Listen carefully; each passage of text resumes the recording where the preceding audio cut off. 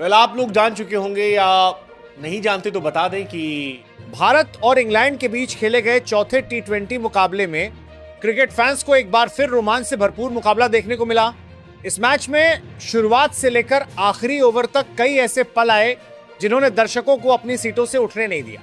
एक समय ऐसा लग रहा था कि भारतीय टीम पूरी तरह बिखर जाएगी, लेकिन फिर कप्तान श्रेयस अय्यर ने ऐसी कप्तानी पारी खेली जिसने पूरे मुकाबले की तस्वीर बदल दी।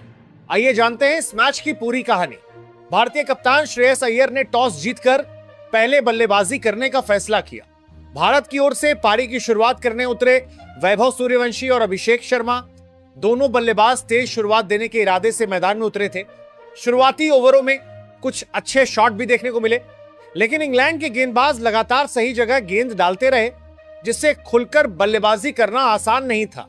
वैभव सूर्यवंशी ने 10 गेंदों में 15 रन बनाए। उनकी पारी में एक चौका और एक शानदार छक्का शामिल रहा। कुछ आकर्षक शॉट खेलने के बाद जोफ्रा आर्चर की अतिरिक्त गति उनके लिए मुश्किल साबित हुई और सैम करन ने उनका कैच लपक लिया। भारत को पहला झटका जल्दी लग गया। इसके बाद अभिषेक शर्मा ने पारी संभालने की कोशिश की। उन्होंने कुछ अच्छे स्ट्रोक लगाए, लेकिन वो अपनी लय में नजर नहीं आए। 14 गेंदों में 16 रन बनाने के बाद आदिल रशीद की चतुराई भरी गेंदबाजी के सामने वो भी टिक नहीं सके। रशीद ने अपनी ही गेंद पर शानदार कैच पकड़कर भारत को दूसरा बड़ा झटका दे दिया। अब टीम की उम्मीदें ईशान किशन पर थी। सभी को भरोसा था कि वो बीच के ओवरों में तेज रन बनाएंगे, लेकिन उनका दिन भी अच्छा नहीं रहा। वो केवल 6 गेंदों में 4 रन बनाकर जोश टंग की गेंद पर आउट हो गए। लगातार 3 विकेट गिरने के बाद भारतीय ड्रेसिंग रूम में भी चिंता साफ दिखाई देने लगी। उस समय स्कोरबोर्ड पर रन कम थे, विकेट ज्यादा गिर चुके थे और इंग्लैंड पूरी तरह मैच पर हावी दिखाई दे रहा था। ऐसा लग रहा था कि भारत 140 रन तक भी मुश्किल से पहुंच पाएगा, लेकिन यहीं से कप्तान श्रेयस अय्यर ने जिम्मेदारी अपने हाथों में ली। उन्होंने जल्दबाजी नहीं दिखाई। पहले विकेट बचाने पर ध्यान दिया, फिर धीरे धीरे स्ट्राइक रोटेट की और जैसे ही ढीली गेंद मिली उसे बाउंड्री के बाहर भेजने में कोई गलती नहीं की।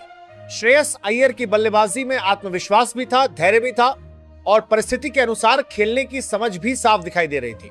उन्होंने इंग्लैंड के गेंदबाजों को किसी एक योजना पर टिकने का मौका नहीं दिया। कभी चौका तो कभी लंबा छक्का और बीच बीच में शानदार रनिंग के दम पर उन्होंने भारत की पारी को दोबारा पटरी पर ला दिया।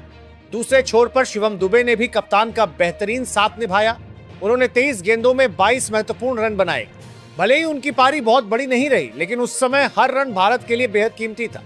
दोनों बल्लेबाजों के बीच हुई साझेदारी ने इंग्लैंड के गेंदबाजों का दबाव काफी हद तक कम कर दिया और भारतीय टीम को संभलने का मौका मिला। हालांकि शिवम दुबे अपनी पारी को लंबा नहीं खींच सके और विल जैक्स का शिकार बन गए। इसके बाद तिलक वर्मा मैदान पर आए। उन्होंने आते ही तेज रन बनाने की कोशिश की और 8 गेंदों में 11 रन बनाए, जिसमें एक शानदार छक्का भी शामिल था। लेकिन बड़े शॉट की कोशिश में वो भी अपना विकेट गंवा बैठे। अब सारी जिम्मेदारी एक बार फिर श्रेयस अय्यर के कंधों पर आ गई थी। उन्होंने आखिरी ओवरों में शानदार समझदारी दिखाई, स्ट्राइक अपने पास रखी, गैप में रन निकाले और मौका मिलते ही बड़े शॉट लगाकर भारत के स्कोर को लगातार आगे बढ़ाया। श्रेयस अय्यर ने केवल 49 गेंदों में नाबाद 80 रन बनाए। उनकी इस यादगार पारी में 4 चौके और 5 शानदार छक्के शामिल रहे।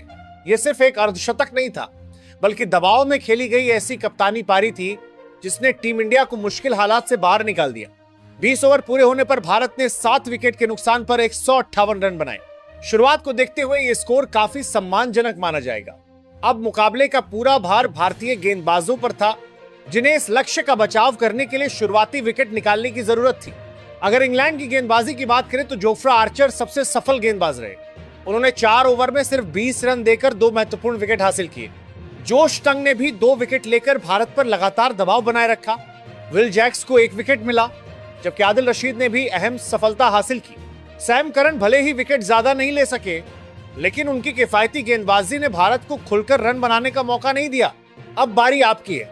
क्या आपको भी लगता है कि श्रेयस अय्यर की यह पारी भारत की सबसे महत्वपूर्ण पारियों में से एक थी, या फिर इस मुकाबले का असली गेम चेंजर इंग्लैंड की गेंदबाजी रही?